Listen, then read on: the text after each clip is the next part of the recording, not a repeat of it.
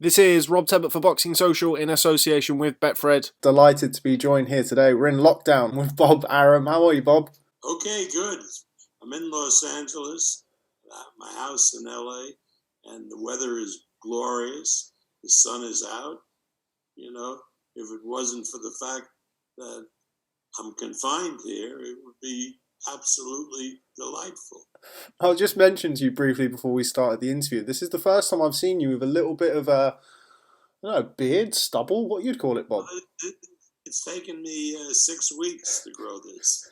So, I mean, it's not as big, obviously, as yours, but it's getting there. So, talk to me. As you mentioned, you're in LA. What's the situation currently? Obviously, you're confined, but what's the situation COVID wise in LA, Bob? Well, here we're in lockdown, as you are in the UK, and but we have some great restaurants here, and they're all available for takeout. So we're eating well. Uh, we're limited in the fact that we can't socialize like we did before, but it's given me a lot of opportunity to work on what our plans are going forward.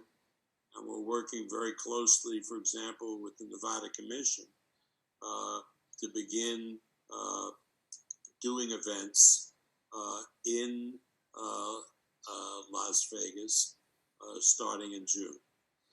We expect from in the month of June and July to do at least 2 events a week. How would that work, Bob? Because obviously at the minute Vegas is currently shut down.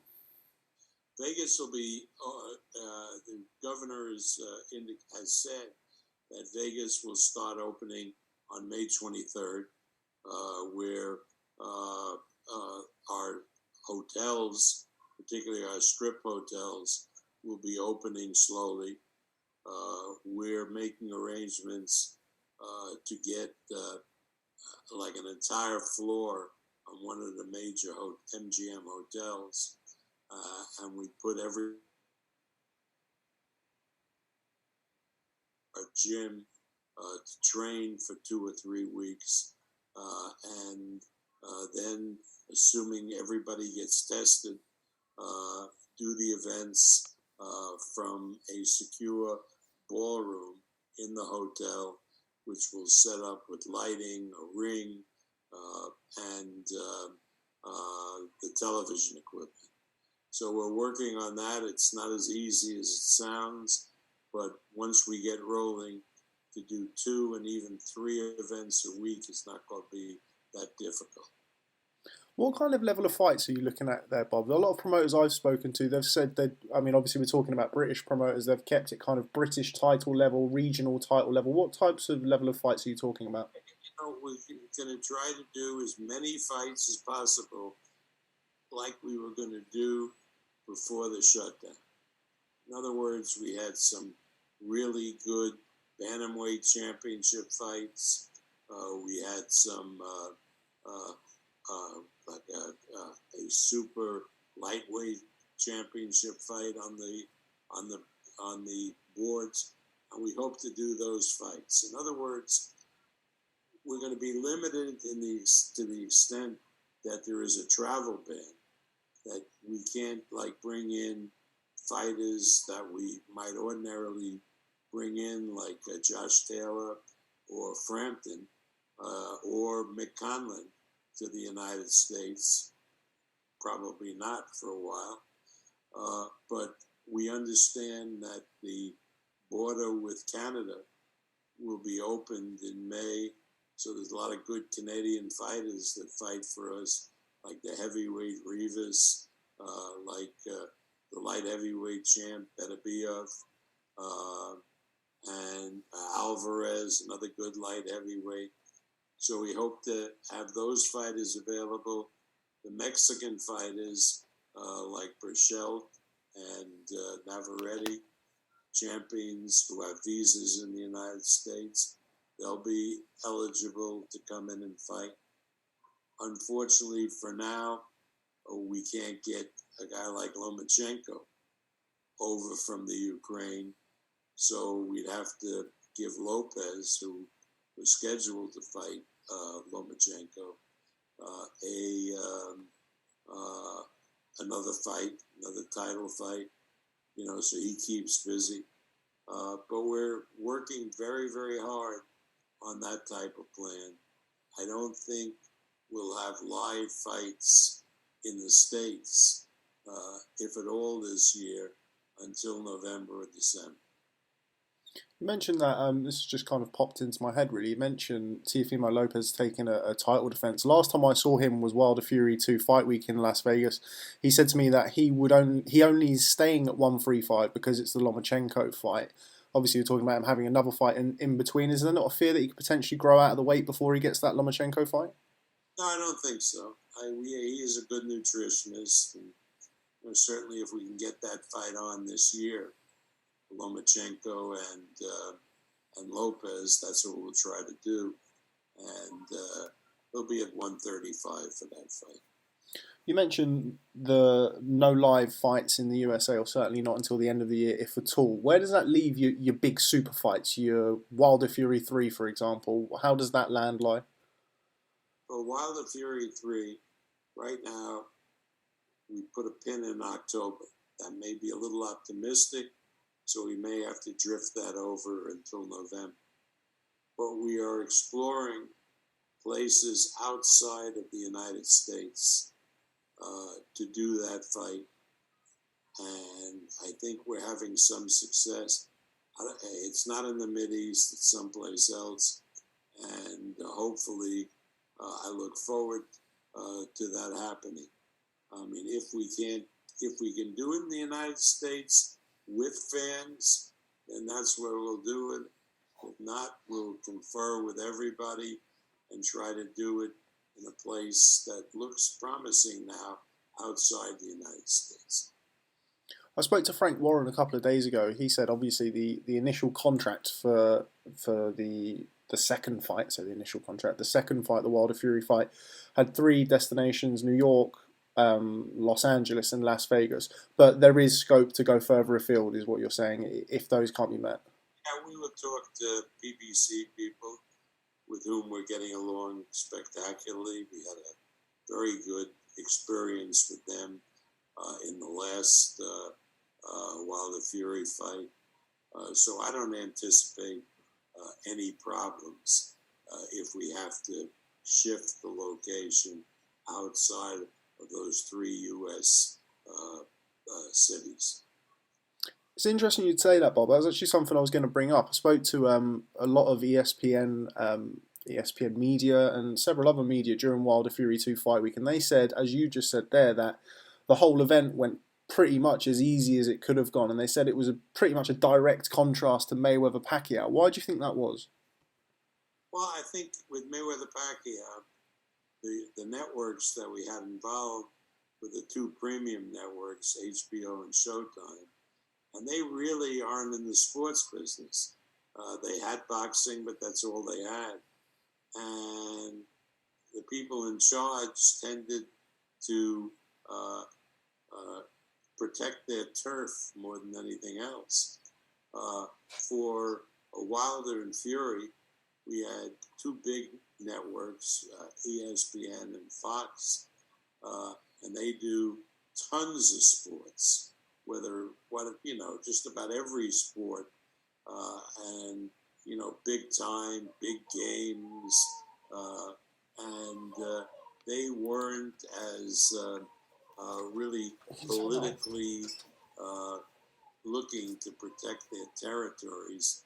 They were there to do an event, put on an event well, and they worked together extraordinarily well, and they provided an example to the promoters, both Top Rank and BBC, so that we worked together very cooperatively. It was a very, very good experience.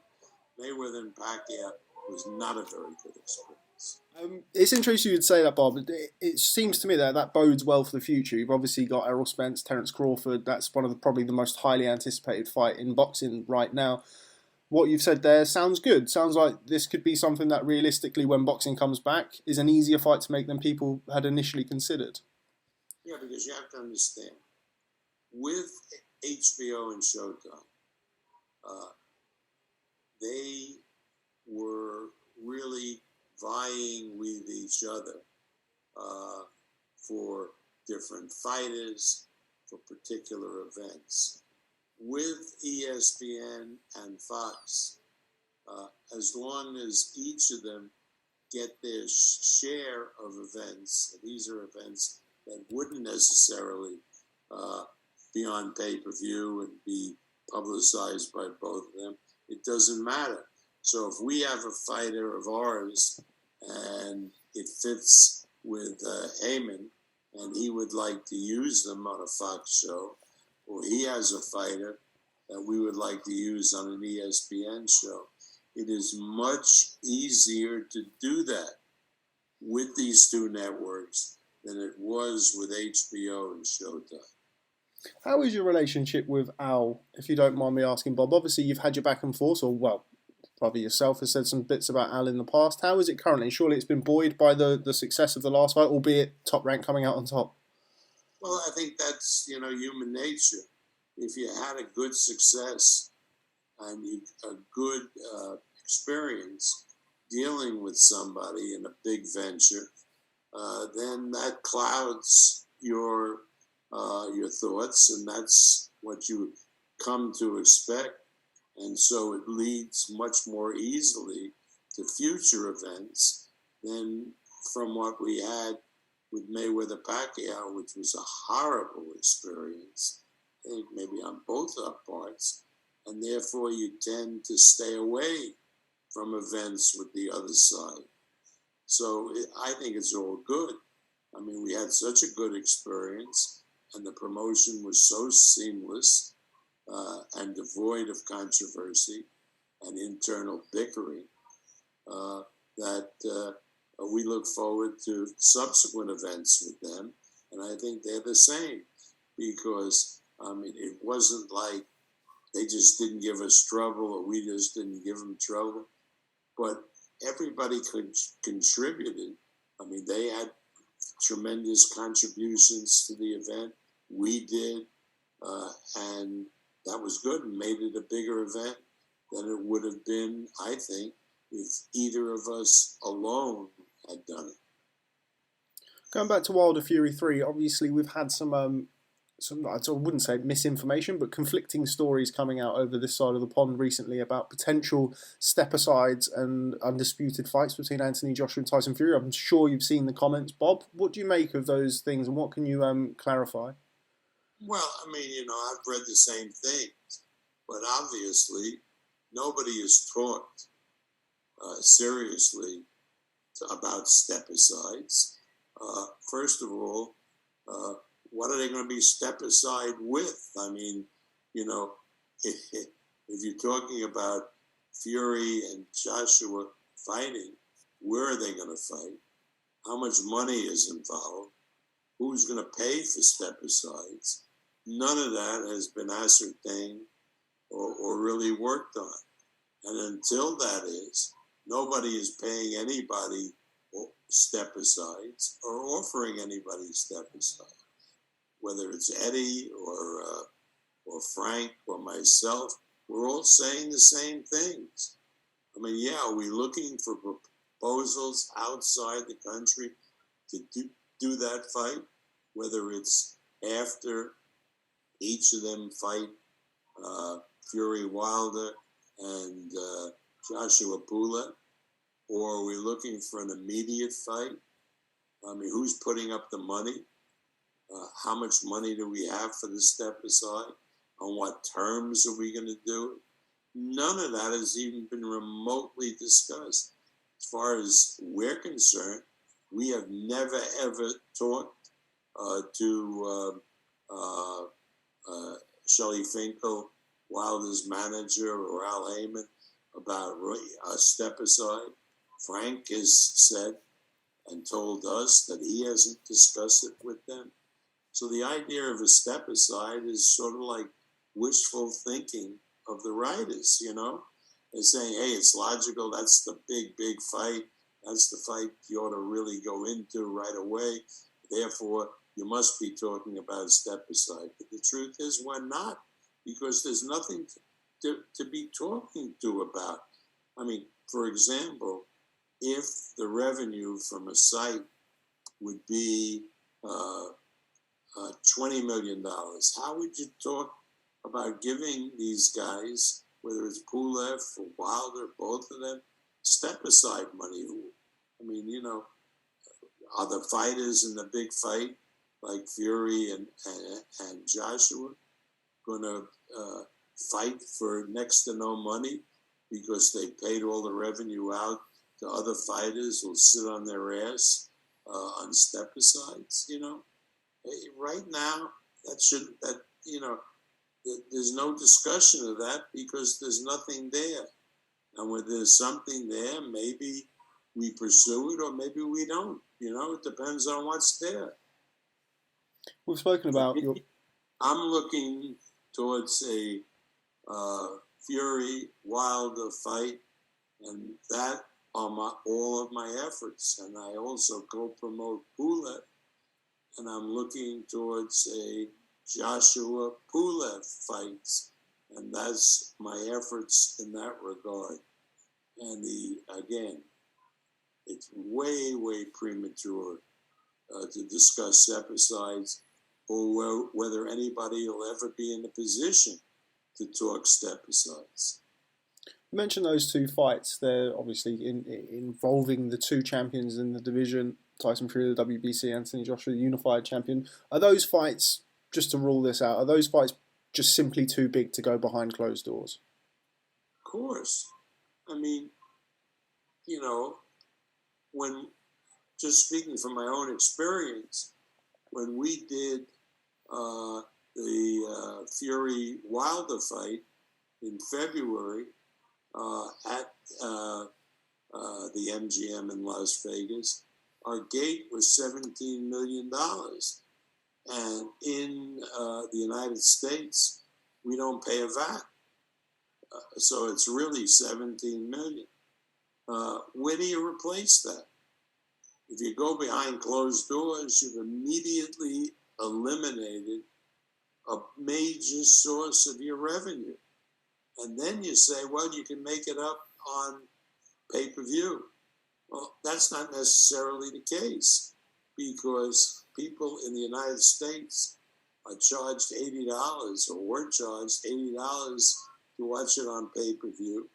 But it was a period of time that most of the people that bought it made parties in their homes and invited over 6, 7 other couples. In many cases, these people contributed to the cost of the fight, of the pay-per-view in the home. Well, people can't do that anymore. We're on lockdown or semi-lockdown, and how really are people going to start entertaining big crowds in their homes? You don't know that, and so I don't believe that there will be a big boost in pay-per-view because you don't have a live gate. I think the problem in the UK is less serious because the amount charged for pay-per-view is so much less. You made some comments recently about slashing the pay-per-view prices to around $40, I believe it was. How do you feel that would benefit things, and do you think that's actually realistic? Well, the question is, if you slashed it to $40, would you then do double of the pay-per-view you did before? And if you didn't, that would be another slice out of your revenue. When you factor that in, less pay-per-view dollars and no live gate, it becomes very, very daunting. And at that point, maybe the fighters don't want to go ahead and fight for so much lesser money than they got in the February fight.